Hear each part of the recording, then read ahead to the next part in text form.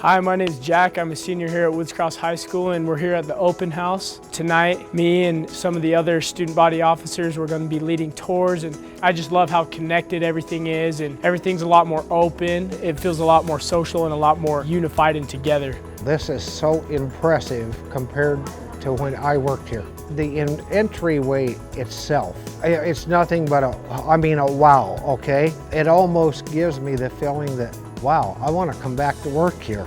My first reaction walking into the building when we were first awarded the project, or even when it was under proposal, was I was lost. So a big idea approach was to create an access right through the building, a line of sight. We called it also Main Street, where visitors and students would be able to go right through the building and be able to see the different areas of the building.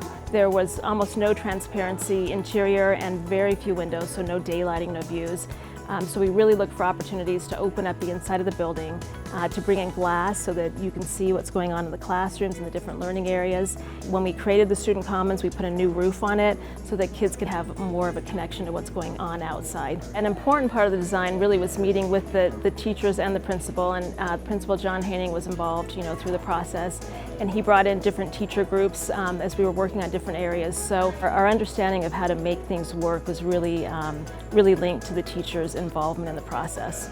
I've worked on many remodels, but when you're able to remodel something that's kind of old and worn, but turn it into something that's beautiful and it gives the users ownership, that's really rewarding. When this whole idea started that we were going to finally get the remodel, it was very exciting, but it was also a little bit of unknown. Aside from all the things that were going on, sometimes pounding, tearing things down, building things up, we didn't miss a beat as far as the learning process goes. And it's pretty remarkable what we have. If you walked in here, you'd say, wow, this looks like a brand new school. As we've been able to show our students and the community, our school this year, there's a real sense of pride in our school. We're so excited to share this with our students, with our community.